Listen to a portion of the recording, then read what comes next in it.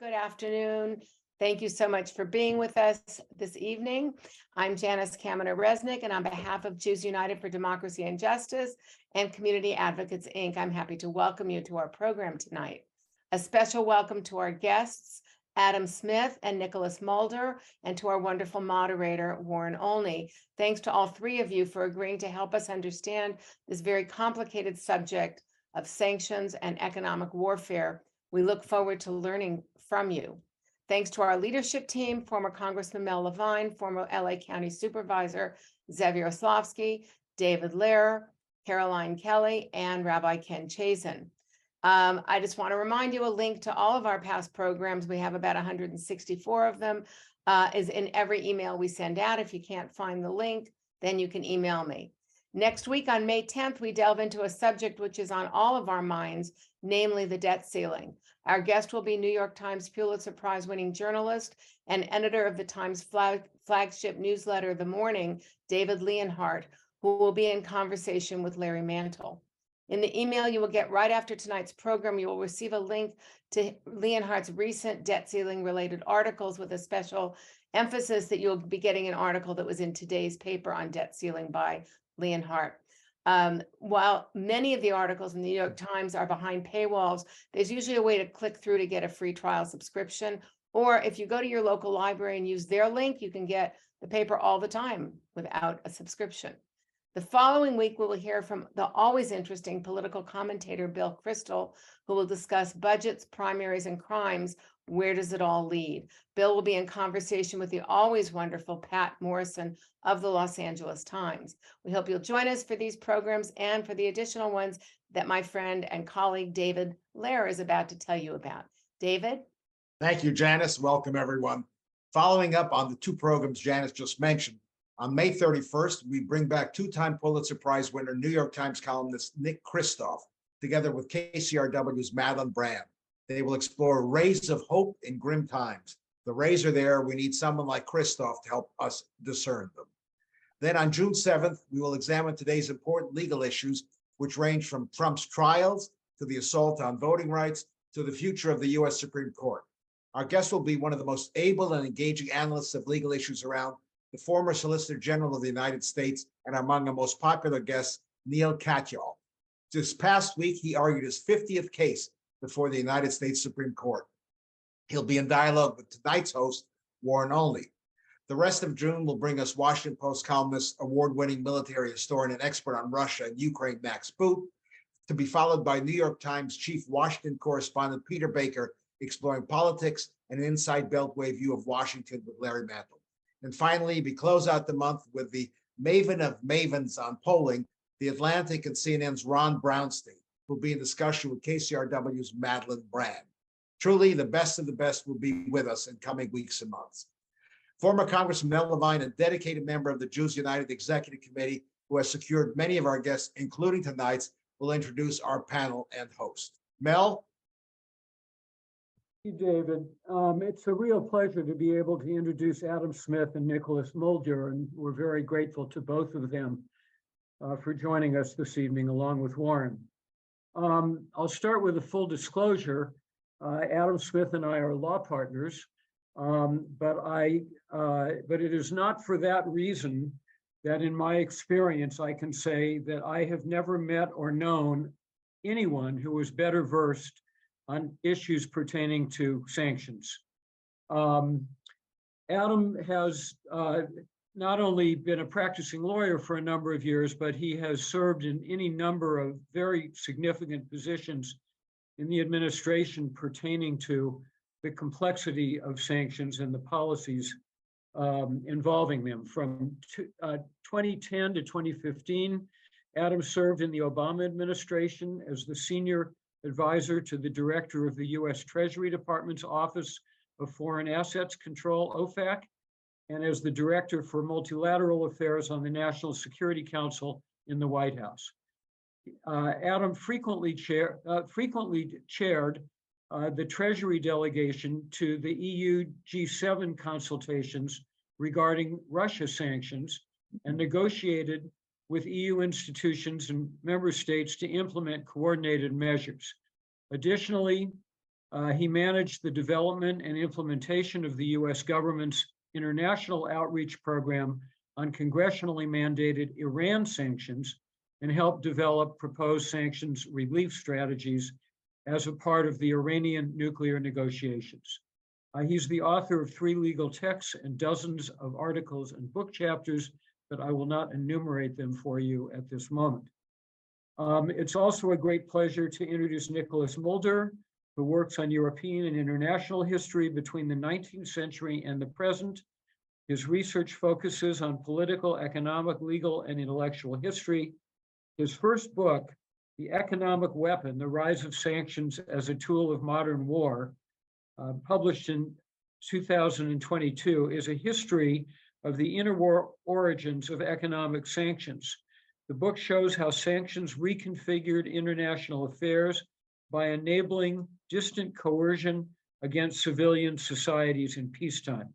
Based on wartime blockade practices, the instrument of sanctions presented a novel way to avoid or stop interstate war. The Economic Weapon was named a best book of 2022 by The Economist and Foreign Affairs. Japanese and Chinese translations are forthcoming in case anybody is interested in either of those.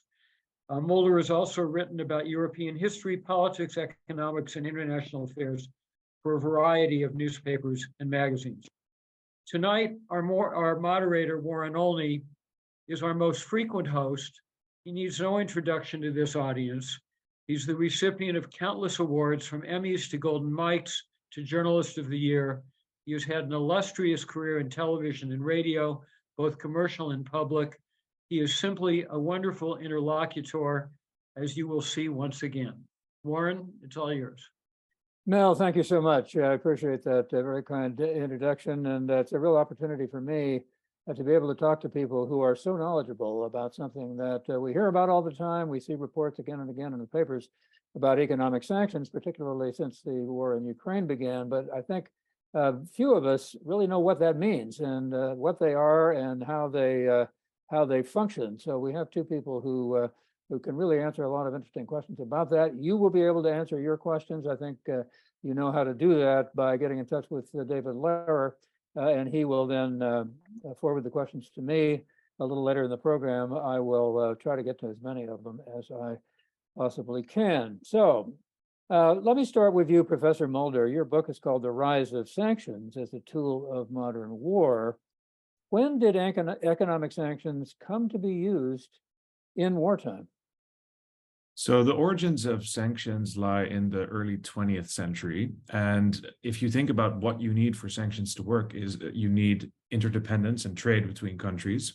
And about 100 years ago, right after World War I, we were already living in a very globalized world.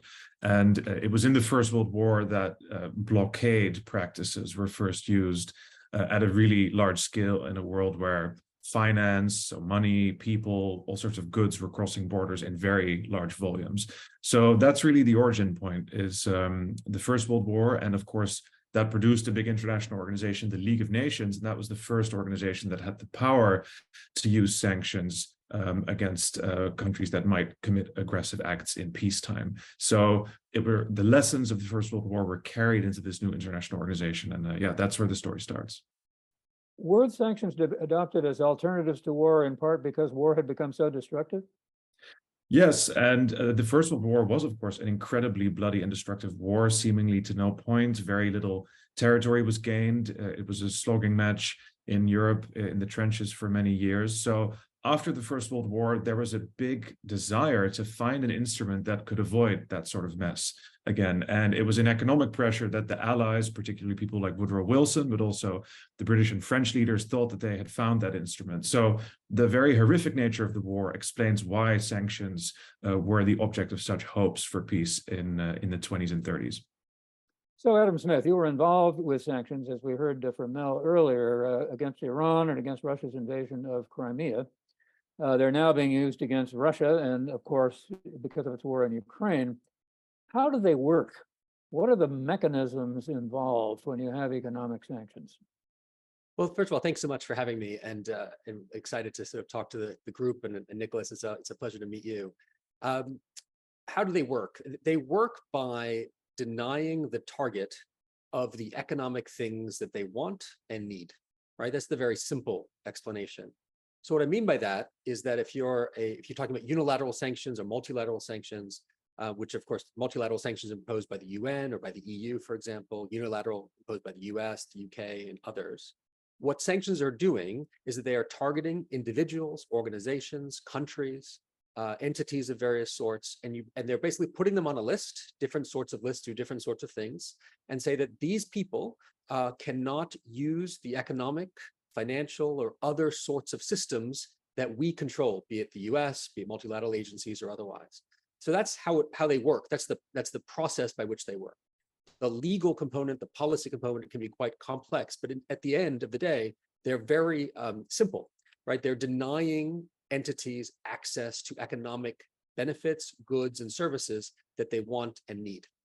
But that's a very complicated issue, it would seem to me. I mean, there are all kinds of things going on with foreign trade. You've got shipping companies, you've got trade organizations, you've got companies, excuse me, you have countries and states within countries. That's right. That's right.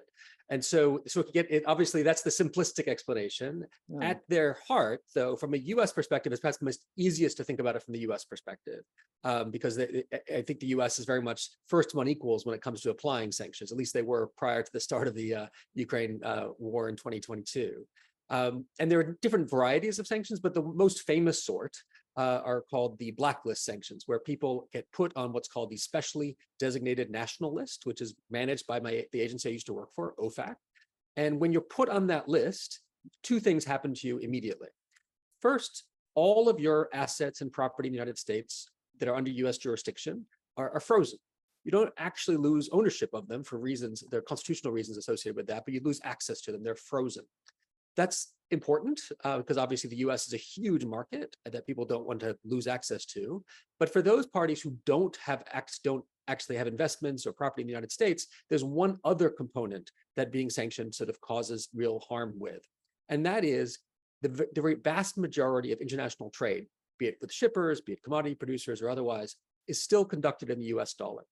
And what that means is that when you're saying something is conducted in the US dollar, although the modalities are somewhat complex, the simplistic way to think about it is that you almost always need to have a bank in the United States that's actually managing at some point that transaction. So you have a country like Turkey trading with a country like the United Arab Emirates. Neither of them use the US dollar. If they're selling something to each other that's priced in dollars, that's dollarized, the nature of that transaction actually doesn't go from Istanbul to Dubai. The transaction itself goes from Istanbul to New York, New York to New York, and then New York to Dubai. What's happening in New York are correspondent banks under the United States system that are actually dollarizing the trade and clearing it. They're called correspondent banking system. And if you're on the sanctions list, you can't do that either.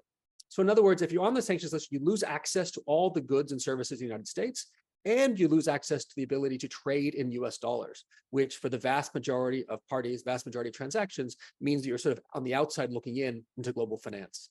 And so that's the biggest sort of stick from a sanctions perspective the US has, and has been imposing that and other measures which are slightly less sort of severe against Iran, against Russia, against Iran, North Korea, Cuba, and tens of thousands of entities and individuals all over the world who are on one of, but as many as 82 different sorts of sanctions lists. In other words, 82 different bases why people could show up on that SDN list. So Professor Mulder, you said that this began as a kind of alternative to open warfare, but what we're hearing in terms of the targets involved is that it doesn't just involve countries, but individuals who can be brought. How did that happen, and when did that start? Yes, well, the use of sanctions against individuals is a more recent development. So that definitely was not how sanctions originally emerged. Yeah. But over time, of course, as the world has become even more interdependent and financialized, that has become a possibility. One of the reasons also that these individual sanctions were started, which is really something that began to take off in the 1990s and 2000s, is that it was increasingly recognized that putting sanctions on an entire country, so on a government as a whole, was not always the best way to proceed. First of all, this meant that anyone in that country might lose access to the ability to import. In the 1990s, the most famous or rather infamous case of this happening was in Iraq, where many civilians became the victims of a United Nations sanctions embargo that was really directed against Saddam Hussein. But there were many humanitarian negative side effects, a big humanitarian crisis in terms of health outcomes and mortality rates. The situation in Iraq in the 1990s caused by the sanctions was extremely dire. And one of the responses to that was to look for better, smarter ways to use sanctions. And one of the big trends that's come out of that is to target sanctions more at individuals. The other reason is that because sometimes the people that Western foreign policy is trying to ostracize are individuals in particular regimes that are hard to trace. It's once someone has been discovered, the best way to proceed is to target them directly and to also make sure that they cannot have access to bank accounts or resources in other countries. So with the rise of human rights enforcement, you can also think, for example, about rules such as the Magnitsky Act that was passed in 2009. That's a very important act that not just the US, but also the EU now uses to defend human rights. Those allow Western countries to put sanctions on individual human rights offenders. You mentioned at the outset that the League of Nations initially had something to do with this, but what we're hearing is that the United States imposes sanctions. What's the authority that the United States has to impose sanctions, and how are they enforced? Is that done by the UN? Is it done internationally? Does the United States do it itself? How does it work? Yeah, what's extremely interesting, actually, that when sanctions were first designed, like I said, Wilson, the president who was partially responsible for the League of Nations, had something to do with it, and he was very enthusiastic about it. But the United States never joined the League of Nations. So it wasn't until the 1940s that the US actually began to become involved in this in a more active way. And the law that was used at the time was a law from 1917 called the Trading with the Enemy Act. That's still in effect, but after the 1970s now, the main law that's used is a law called the International Emergency Economic Powers Act, or IEPA. And that essentially allows the American executive to freeze any asset or to block transactions from taking place if this is deemed in the interest of national security. And it's quite a far-reaching power, like Adam said, because there are so many transactions around the world that are routed in some way, shape, or form through US jurisdictions, even though it's a US domestic law, right? This is not a piece of international legislation. It's a domestic American law passed by Congress in 1977. It does give the US the power to have an influence outside of its borders. Well, in fact, the other answer to the question, in a way, with respect to who enforces.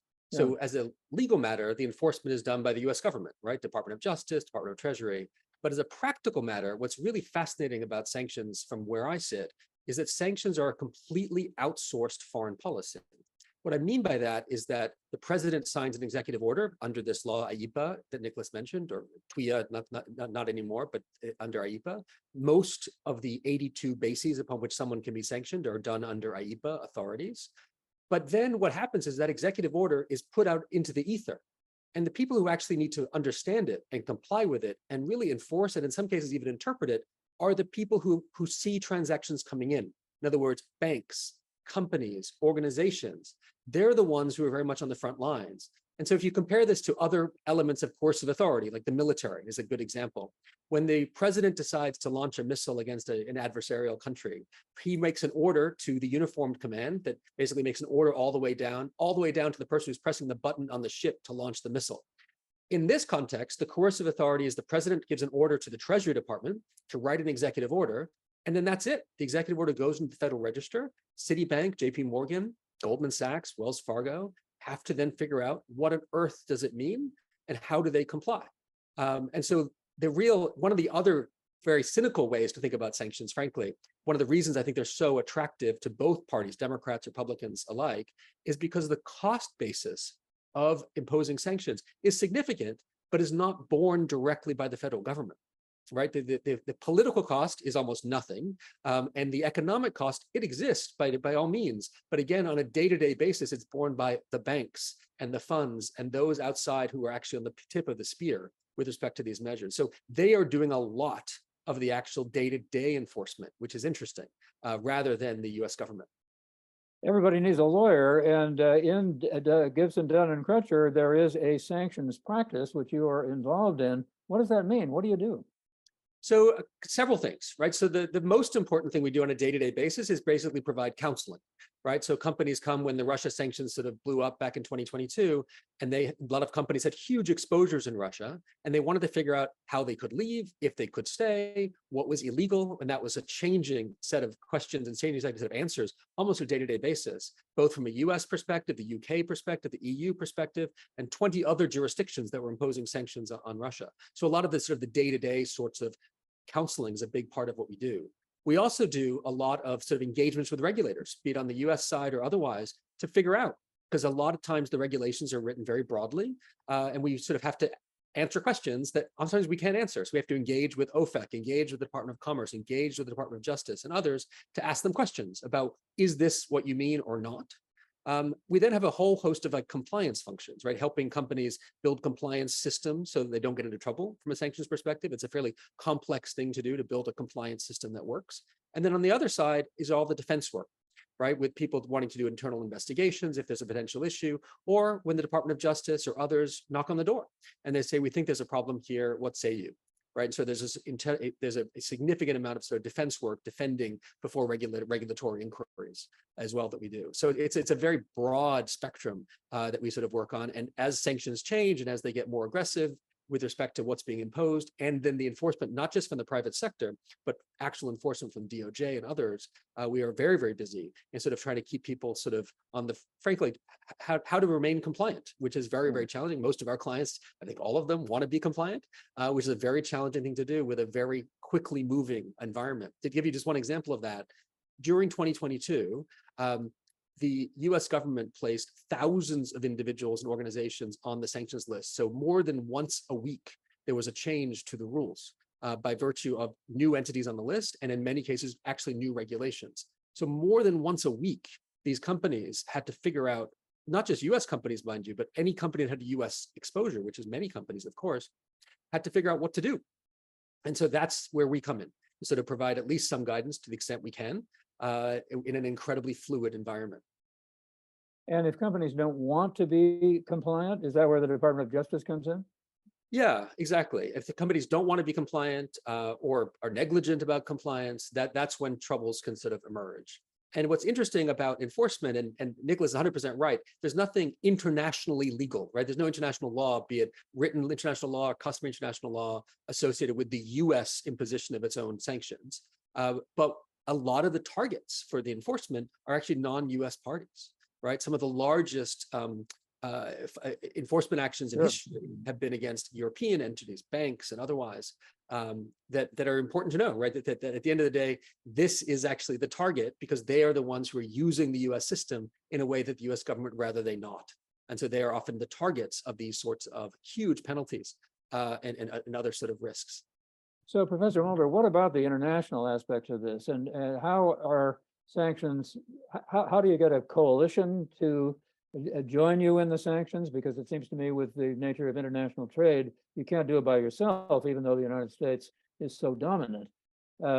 Who imposes those rules on other countries and gets them or tries to get them to go along? And how difficult a process is that? Well, very difficult process, and there is no single entity that can enforce them. So like you said, it is a work of alliance building. The big challenge is probably not with getting these rules out and having the sanctions policy ready in the United States, because that is as Adam just explained, a relatively straightforward, easy, politically low-cost thing to do. The US also benefits from one very important fact about its position in the world, which is that unlike most countries of its economic size that are rich, advanced, industrialized democracies, it has an economy that is relatively little exposed to international trade. So if you add up all the imports and exports of the United States as a share of GDP, you reach about a quarter of the US economy. Now, that is not nothing, but it's substantially lower than almost every European and Asian economy. The Netherlands, which is where I'm from originally, our imports and exports as a share of GDP are 150%. of our national economy. So that gives you an indication, right? If you go also to East Asia, Germany, large countries, almost all US allies have a lot more commercial links, many more commercial links with other states. And so they are more directly exposed to the commercial shocks that sanctions produce. And as a result, most of the work really goes into trying to get a coalition together. And of course, the tolerance, right, the exposure of those countries for sanctions is lower than that of the US. So that oftentimes means that the US has to settle for less than what it wants. But that is the nature of the diplomatic process, right, to get a multinational coalition together. And that, in a way, was what you could see happening last year also when the countries that imposed sanctions against Russia, not just Western countries, but also 4 Asian countries, I think about 37 in total, have now coordinated all these sanctions. And it means that there are some compromises that need to be made, but ultimately that coalition has so far held together quite impressively. We haven't talked at all about the goals of sanctions and the purposes of sanctions and what you want to accomplish. So, but before we get to that, Professor, let me ask you this. How do you measure success in a situation like this when what you're trying to do is get something not to happen? I mean, that's of course the thing that was initially tried with sanctions, right? Is to prevent this horrible war from breaking out in the first place. And that didn't work. And that was the original goal of sanctions when the League of Nations tried to use them, because they thought that they could activate the memory that a lot of countries had of being exposed to blockade in World War I, which was a very, hefty experience, not to be taken lightly. And by simply threatening to do that again, that they could nip wars in the bud. And there were actually a whole number of conflicts, small wars that we've now forgotten in the Balkans in the 1920s between Yugoslavia, Albania, Greece, Bulgaria, a number of border disputes in the Middle East that were resolved in this way. So sanctions did against small countries occasionally work as a deterrent. I think what made it difficult is that against Russia is a large military power, and we still don't know exactly what went on in the head of Putin, of course. But we do now know that he was confronted less than a month before the war. He started the war with pretty accurate predictions of the damage that Western sanctions would inflict. His leading economic policymaking officials met him and actually just laid out exactly what would happen to the Russian economy. And rather than back down, he decided that he was still going to go ahead, and he just gave them the job to deal with the damage, that it was their job to, given that this invasion had already been decided upon by him, it was simply their job to reduce the effects on the Russian economy and to deal with the adjustment that sanctions would force. So that's deterrence, which we tried.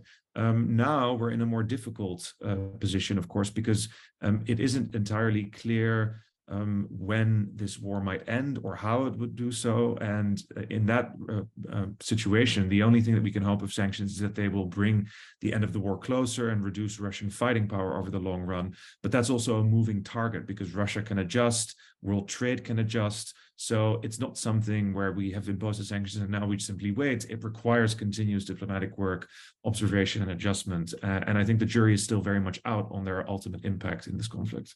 So Adam Smith, President Biden said initially before the war had begun, or when it was underway, that Russia would see the economic consequences that like none Vladimir Putin has ever seen. Apparently it didn't work. At least it didn't stop the invasion, obviously. How do you measure whether sanctions are working or not? So it's difficult, and I think Nicholas is right that I think the jury is still out. However, the purpose of sanctions, at least from a U.S. perspective, and this is actually to do with both the policy interest and the legal component, is actually not to punish, but to change behavior. Right, that's a very important distinction. Right, there's no judge involved in imposing U.S. sanctions. It's all done by the executive. No one's guilty or innocent of anything. And so the way you sort of look at success, at least historically, it's been, are you changing people's behavior? Now, there are lots and lots of people who have been sanctioned in the past that get off the sanctions list. So they get off the sanctions list principally because their behavior has changed to the point that they're no longer deserving to be on that list, because the reason they're on the list, because they were narcotics traffickers, WMD proliferators, or otherwise, they're no longer doing that to the satisfaction of the US government. So that's one of the ways to sort of demonstrate that it works. The problem, of course, is that Russia is a state.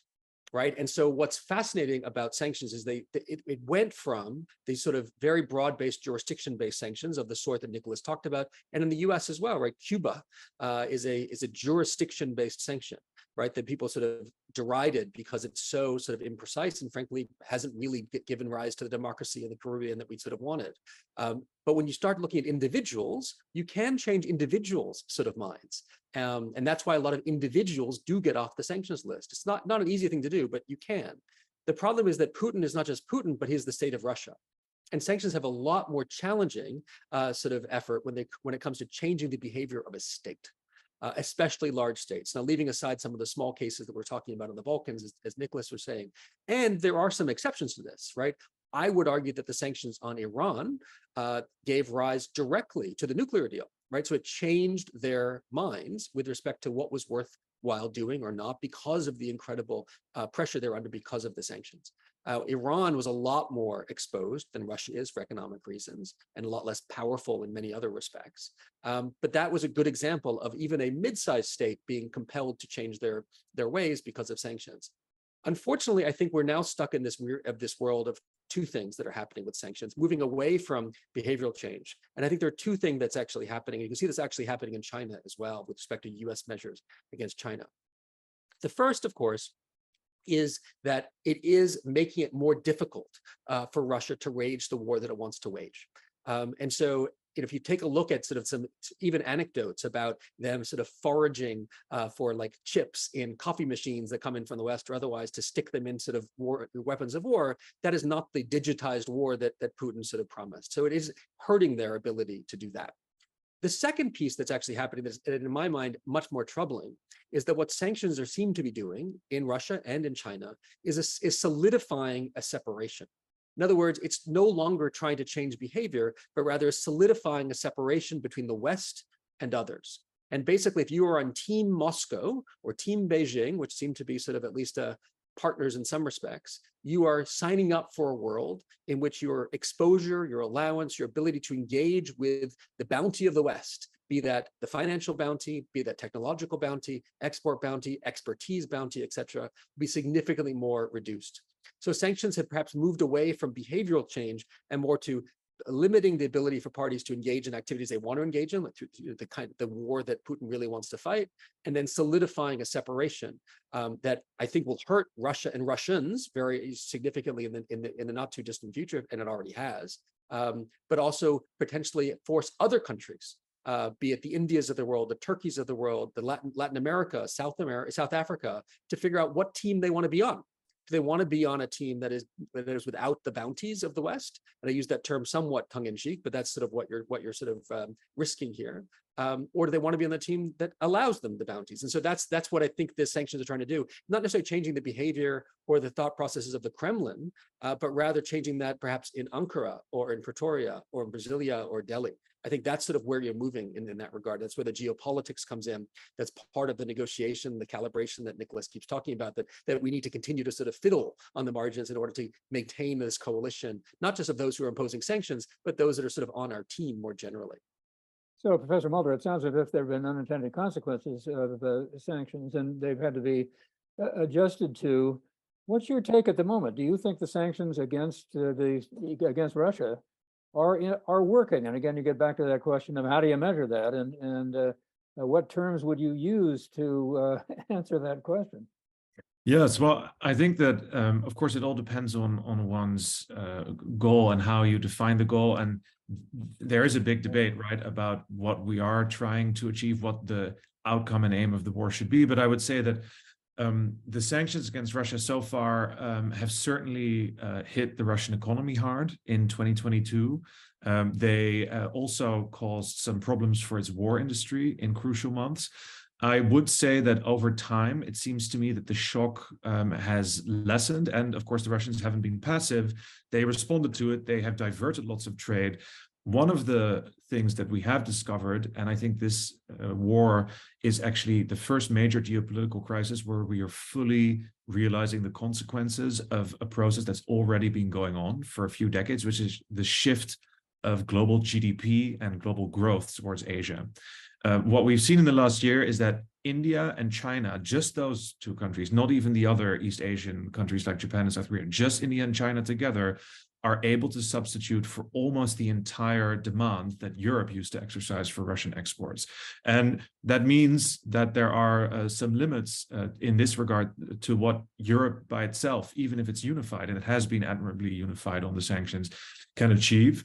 I would also say that some of the hopes in the spring of 2022 by people in the White House were that there would be a kind of economic shock and awe effect, to quote one of the leading designers. And there were some initial scares in the financial markets. The ruble did collapse initially, but then it very quickly recovered.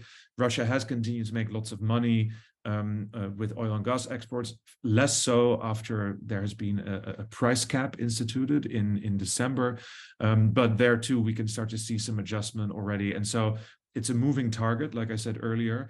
The other thing I think is that against an economy of the size of Russia, one has to keep sanctions coming, essentially, if you want to keep up the pressure. Over time, large economies can and do adjust. And there is a lot of slack in the world economy that can be mobilized in order to meet this new demand. So on the whole, it's been quite sobering experience, I would say, but that's not due to any lack of willpower on the West part. It's just the realities of a 21st century global economy in which Europe and the United States now together have about 53% of GDP, but Asia has 40%. That's in nominal terms. If you measure it by purchasing power parity, Asia is already more than half the world economy. So this is a structural issue, and I think it also will pose some big questions about future sanctions. And one of the things that we might have to consider, like Adam was already mentioning, is avoiding this block formation, because the thing that sanctions need to work, the fuel that they require in order to keep burning in a way, is interdependence. So if we go to a world where we have zero interdependence with the countries we're trying to influence, then sanctions are of no use. So being able to lift them in time is also key. And in order to use them in the future, they need to be lifted as well. So that's, I think, the challenge that this war is exposed. I think that's right. I mean, to give you an example of sort of what the Russia problem with the sanctions, if you look at all the other countries that the US had ever sanctioned, and you added up their GDP, right? That's less than the GDP of Russia, right? So the Russian economy is significantly larger. I mean, the largest economy the US had ever sanctioned other than Russia, before Russia, was Iran. And that's a shadow of Russia. And after Iran, the countries the US had gone after were even smaller, right? Not real economies in sort of the real sense, right? North Korea and Cuba, Zimbabwe, these sorts of places. And not that the impact wasn't significant, as Nicholas explained, like in Iraq, for example, for individuals, but on a macroeconomic perspective, that was sort of uninteresting from the perspective of the global economy. That is just not true with Russia. And Russia, of course, is another component of that, and Nicholas mentioned it, is that the other jurisdictions the US had gone after, some of them quite successfully, I think Iran is a good example, were not as sophisticated, right? Players in sort of the global economy. The Russian central bank, the Russian sort of Ministry of Finance, these are very sophisticated players that were able, frankly, through sort of various sort of machinations that we sort of understand because we're in the economic space, manage some of the shock and awe in a way that was quite successful, and in a way that allowed Russia to continue, at least till today, to continue doing the things it wants to do, even if it's not doing them exactly the way they want to do because of some of the sanctions. And so I think that's just the piece of it that I think the US, back in 2014, when I was still in government and we imposed sanctions after Crimea, that was actually my big fear, that this is too big an issue for sanctions because Russia is so much larger and so much more sophisticated than anyone else. And it's the same tool. That's interesting. And in fact, just to give you a little story, OFAC, the little agency that is in charge of this from the US side, has about 300 people that work for it. And yet, if you look at sort of what it does typically and where its offices are, right? Its offices are in Washington, D.C., of course, and they have foreign offices, quote unquote foreign office, one in Miami, one in Mexico City, and one in Bogota, right? That's where they have their footprint. There's now talk of them opening up an outpost in London, but before that, that demonstrates what they really were, right? The Miami office was dealing with Cuba, and that was it. Essentially, the Mexico City and Bogota offices were dealing with narcotics traffickers, right? Because OFAC, until fairly recently, was principally in charge and simply sort of involved in engaging in sanctions on narcotics traffickers and dealing with Cuba. right? Starting at the beginning of this century, there was a lot more that was added to it, but it hasn't really changed its footprint, nor has it really changed its modalities of operation, despite the fact that the targets here are so much larger, so much more sophisticated, and so much more able to sort of bob and weave and adjust to sort of limit, if not eliminate, the impacts of some of their measures. I promised at the outset that I would forward to you questions that were asked by our viewers. It's taken me a long time to get to that because I'm so fascinated with what you guys are saying. So let me just go down the line here. Actually, this is kind of interesting. Alan says, with the rise of China as an economic power, do our sanctions push the target into the arms of a nation like China, which cares little about human rights? Well, that gets at this question of the two blocks, it seems to me, and he was able to foresee that. Here's a question from Jada, and Professor Mulder, let me put this one to you. She wants to know, or he wants to know, what is the impact of Bitcoin and other cryptocurrencies on the impositions of sanctions? Is it easy to hide what's going on? So that's a very interesting development in the last few years. And there have, in fact, been a few OFAC designations against cryptocurrency exchanges and providers also of technology known as spinners that can convert Bitcoin into other untraceable forms of cryptocurrency. So that is definitely something that the sanctions enforcement agencies are looking at the moment. I think that it's not a real threat to the efficacy of sanctions, simply because the real value of cryptocurrency so far has been as a store of value and as an investment vehicle, not as an actual means of payment. And that's why the dollar and other currencies will continue to be important, because cryptocurrency just hasn't shown that it has what it takes to become an actual means of exchange. And once you clear that hurdle, I think then things might get different. But until that point, I don't really think that most of the sanctions policymakers are too concerned about cryptocurrency. And in fact, that leads to sort of another, perhaps more sanguine view that I have about sanctions and perhaps even the role of the US dollar, because people keep talking about whether over sanctions are perhaps going to limit people's ability to or willingness to still engage in dollar-based trade. And the way I look at it is twofold. And again, it's a somewhat sanguine view. I'm actually not particularly concerned about the fall of the US dollar because of sanctions or otherwise for two reasons. One is the fact that people have used the dollar really since the Bretton Woods, since the end of Bretton Woods, and then really since sort of the fall of the pound, frankly, as sort of the former global currency. And they've continued to do so. And so there's this sort of self-reinforcing cycle that people use the dollar because people use the dollar.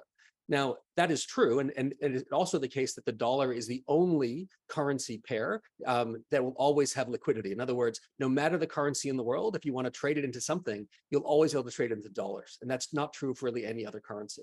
But that ubiquity issue, that is overcomable, right? And that is possible for the renminbi or even the ruble in some cases to overcome that. The other piece here is actually very critical. And this is where the Bitcoin piece comes in as well. The issue for people using the US dollar and therefore exposing themselves to the US system is not just what happens when things go right. In other words, when you want to do a transaction. It's as much a question of what happens when things go wrong and you need to be protected. You need to actually get redress. You need to make sure your rights are protected. Then the question has to be, if you're an international actor, be it in Turkey or be it in Germany, be it even in China, if things go wrong and you wind yourself in court and you want to sort of get your rights protected, would you rather end up in court in the lower Southern District of Manhattan or in some other jurisdiction, right? Be it China, be it Russia or elsewhere. Or if you're in Bitcoin, be it nowhere, right? Because there's no jurisdiction in charge of Bitcoin. And so it leaves you very much high and dry.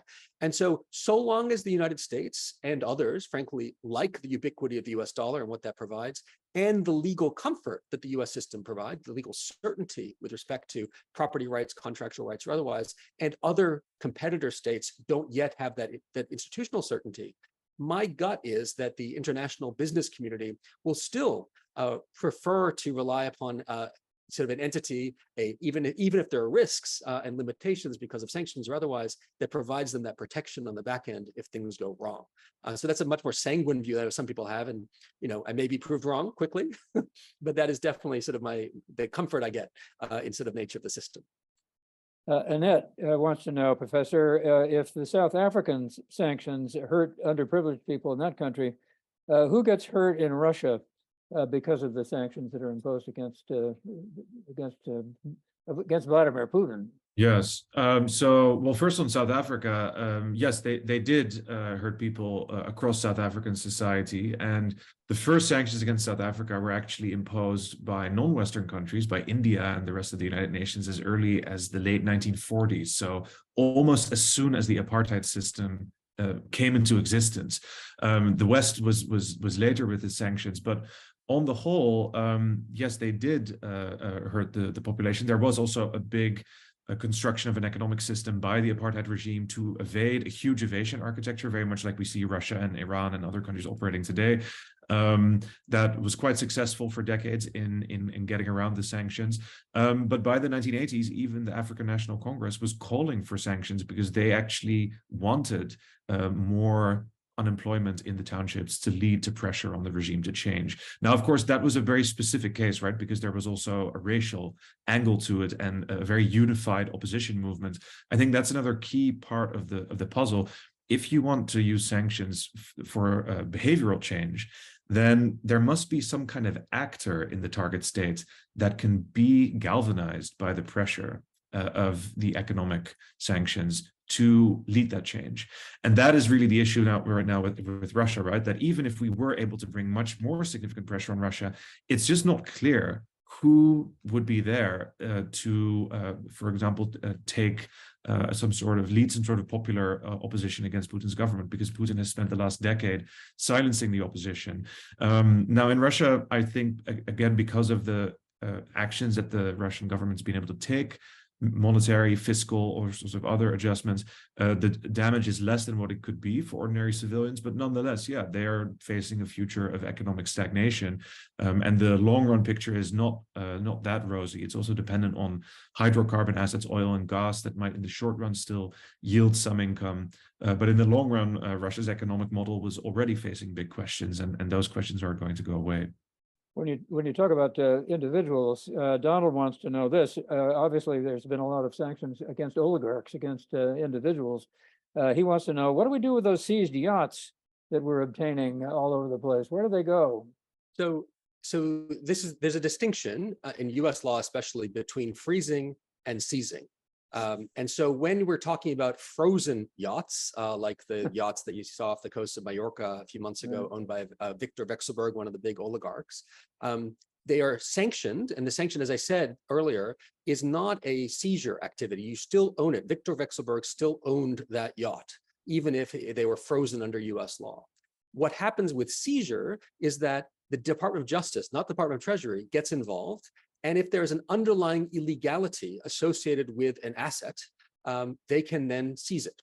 And so in the context, and that distinction is often somewhat muddled. So in the context of this yacht, in some other country, it's moored at a dock in someplace in the Mediterranean. Yeah, so sometimes they can escape altogether. So there are a lot of yachts in places like the Maldives and the UAE. But when they're not escaped and the US is able to seize them, they actually get towed to the United States and then sold. And so that's what a seizure process is. And so that's sort of the challenge, is that in moving from freezing, which is actually very simple, as Nicholas said, the politics of doing this, and frankly, the practicality of putting someone on the sanctions list is actually very simple. The level of evidence you need to put someone on the sanctions list is actually very low, much lower than anything that you need in a court of law. But the level of evidence you need for seizure is higher because it's again a judicial process. But the moment they sort of get seized is the moment they can then be converted to cash, frankly. Professor, we have a question from Stan. He says, if the economic sanctions work, do they run the risk of pushing a subject country into actual war? Yes, well, that's actually something that I go into in my book, because in the world today, I think that there's somewhat less risk of that, although we should always be mindful of the risks of using sanctions. But that was a genuine problem in the early 20th century. And in fact, in the 1930s, after the Great Depression took place, there was already a lot more distrust that had set into the global economic and political order. Countries were pulling up the drawbridges, raising tariff walls, becoming, of course, very xenophobic, racist. This was also the period, right, of fascism in Europe. And against those sorts of regimes, the threat of economic isolation, in fact, radicalized them. And one of the things that I try to show in the book is how Hitler and the people who were planning for Germany to become self-sufficient were looking at what the League of Nations was doing against, for example, Italy, because Mussolini actually did commit a war of aggression already in 1935 when he invaded Ethiopia. And the Germans and the Japanese were watching this, and they were actually learning lessons that if they were going to do that, they had better be prepared. And then as the United States began to roll out sanctions against Japan in the late 30s, Japan had become very dependent on American oil and other American imports. So the sanctions that the Roosevelt administration imposed in the summer of 1941 were one of the key factors in pushing the Japanese leadership into a decision for war, even though they knew that they stood a very small chance of winning it.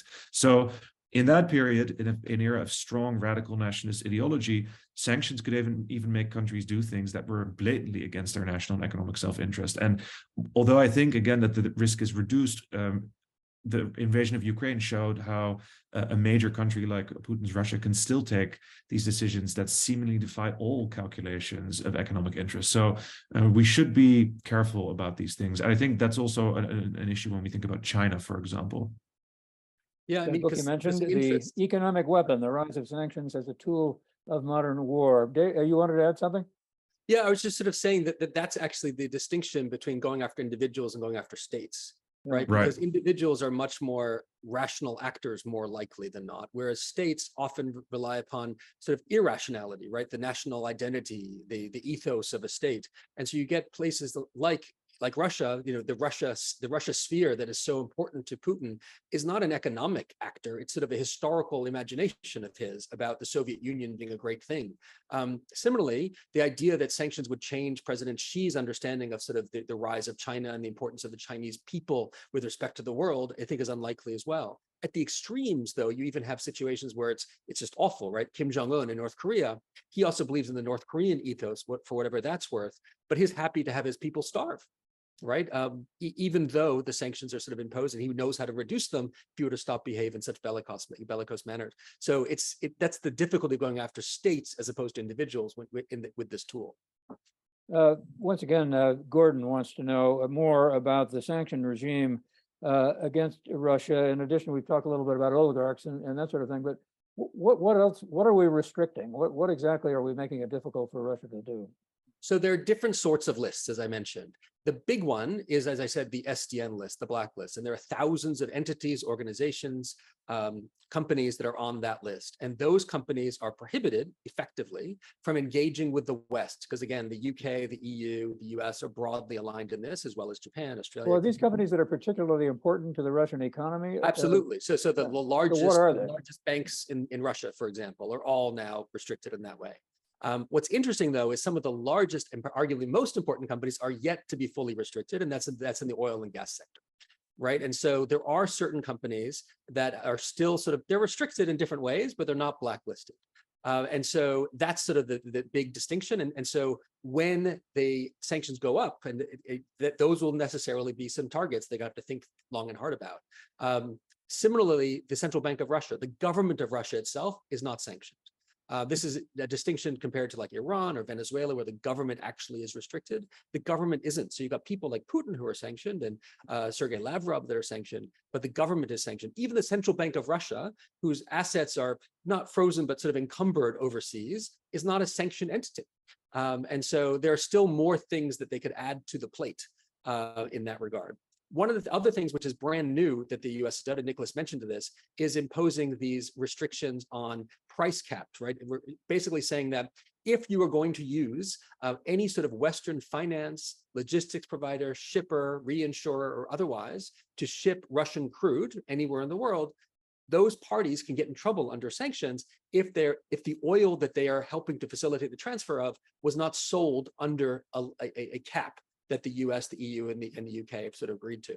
That's $60 a barrel. The irony of that, of course, is that currently the Russian oil is selling for well below that, right? So the actual harm or the pressure on the oil for the oil cap is not really being felt, at least as of yet.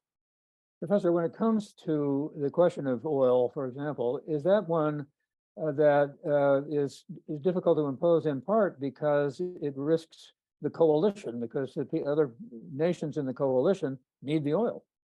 Yes, I mean, already I mentioned that the EU has been in many ways admirably fast in reducing its dependence on Russian energy. So have Asian countries, but there are some very big carve-outs. Japan continues to import very large amounts of Russian gas because they simply don't have any alternative domestic energy supply. Other European countries like Bulgaria, Hungary, etc., all have carve-outs from the EU sanctions on buying Russian oil. So those holes exist. The other thing is that in the oil market, and Adam here explained already the price cap, the reason that that was necessary was because there are already pretty large sanctions on all the oil exports of two other countries, namely Iran and Venezuela, that are in effect. If you add Russia to that, you've put 25% of the global oil market under sanctions. So the actual legacy effects, the basically existing sanctions against Iran and Venezuela, force Western policymakers to seek an alternate path because they constrain the room for maneuver. And so now what we try to do is to keep the price low. So at least there isn't as much money flowing into the Russian government budget. Adam Smith, can the United States damage its own economy by the imposition of sanctions? It could. But again, as Nicholas said, the US economy is unique. Both because of its exposure internationally is actually less than other jurisdictions, but also because of its diversity. It's a very, very diverse industrial base. And so the line that's always been told to me, and I think is right, is that whereas the US can impose sanctions and impact the macroeconomics and microeconomics of almost any country in the world, just because of the role of the US dollar and what the US is doing, the same is not true with respect to the US. And I think that, in other words, if parties want to impose sanctions on the US, and they have, they could potentially impact us on a microeconomic basis, but not a macroeconomic basis. And I think the same thing's true with self-imposed harm if we're imposing our own sanctions. Yes, we can limit the ability of some certain companies to sell or receive goods or services from countries that they want, be it raw materials from Russia or otherwise, or cheap labor in East Asia. But the impact of that for the global sort of US economy is actually going to be more limited than would be perhaps in other less diverse, less sophisticated, and less broad economic bases. But it's not costless in that regard. And certainly the cost of, and in fact, one of the big costs here, and is an important one to remember, is that because sanctions are imposed really at the heart by private sector actors can decide what they want to do or not. And very often what you're seeing is they're doing more than they need to. So for example, in Russia, 1,000 companies have changed their footprints in Russia, whether they've left or otherwise, it's a little bit of a debate, but 1,000 companies have moved in some respects. Exactly 0 of them did so because of the law, right? They all did so for other reasons, because of shareholder activism, moral pressure, NGOs, the press, what have you. But they acted in a way to basically eliminate their ability to benefit from the Russian market. And some of these companies had a lot of money invested. It's a real market. People left in droves, and they're continuing to do so. And so, yes, I think there is a way, because of the overcompliance piece, which sort of pressure, which is almost a byproduct of sort of the strictures of sanctions. What you're seeing is that companies can not necessarily engage as pure economic actors in a way that at the end of the day could impact their shareholders, impact their ability to sort of extract the benefits of the world in the way that they would like to. This program has gone by like a flash, but we still have a tiny little bit of time left. And let me ask each of you to make any final comment that you want. Professor, if you start. Sure. Well, I think that there are two things that I want to mention. Actually, there really one thing at the core, which is that we talked a lot about sanctions, and that's of course a negative measure that we can use in a lot of cases, and that we are using in lots of cases. But particularly in this question about Russia, we've been debating for a year now, what are the sanctions against Russia doing? Are they working? And as the war becomes ever more like a stalemate, I think the temptation is to start looking ever more to sanctions to provide us with the outcome that we want, right? So our attention shifts to that. But the one thing that we aren't talking nearly enough about is the economic damage not being suffered by Russia, but by Ukraine. And in order to make sure that Ukraine comes out of this war better, what we actually need is much more in-depth debates and analysis and studies and proposals to reconstruct, not just help Ukraine in the present, but to offer a long-term path of reconstruction. And just to give you a sense of the perspective, I am an economic historian after all, you can just ask yourself a very simple question, right? If I give you two economies that are hit by an economic shock, one of them is a $1.8 trillion economy, the other one is a $200 billion sized economy. So about 1/9 of the large economy. Now, the big one suffers a 3 or 4% GDP shock, but the small one suffers a 30% GDP shock. Which of these two economies is in bigger trouble and which should we focus on more? And I think that the answer is very clearly the smaller one that suffered the bigger shock, because that is Ukraine. These are the numbers that I just mentioned of Ukraine and Russia. So sanctions are the thing that we have control over, but what we oftentimes forget is that positive economic measures, and in the interwar period, this was known as the positive economic weapon, may actually have a bigger long-run outcome on shaping the world in the way that we want. So that's kind of the positive note that I want to end on. We do have more tools at our disposal than just the sanctions to get these outcomes that we want to see in the world. Yeah, it's time that we talk more about those. Adam Smith, 30 seconds, the clock is ticking. Yeah, I mean, I think that's a great point, Nicholas, and they sort of thinking about the positive side. I mean, the reality is the reality, though, unfortunately. Politically speaking, sanctions aren't going to go anywhere. They're too easy to impose, and there's too much bipartisan support. And so even though I think, would do well to sort of think through and sort of be a bit more nuanced and targeted and calibrated, I think that the challenges, especially as Capitol Hill gets more involved and legislates sanctions as well as the executive imposing them, I think we're going to see more of these measures rather than fewer. And I think there will be collateral consequences that I think the US and the international community will need to figure out how to deal with. Adam Smith, Nicholas Mulder, thank you very, very much, both of you, for making a very complicated subject very clear and easier to understand. Thanks again very, very much for being with us. Next week, the guest is going to be the Pulitzer Prize winner, David Leonard of the New York Times. He's going to talk with Larry Mantle of LAist about the economy and politics and the world. They may be going on all night, but it's also debt ceiling they're going to be talking about. That's Wednesday, May 10th, 5 o'clock Pacific time. Thanks for being with us today. Have a good night. Stay safe.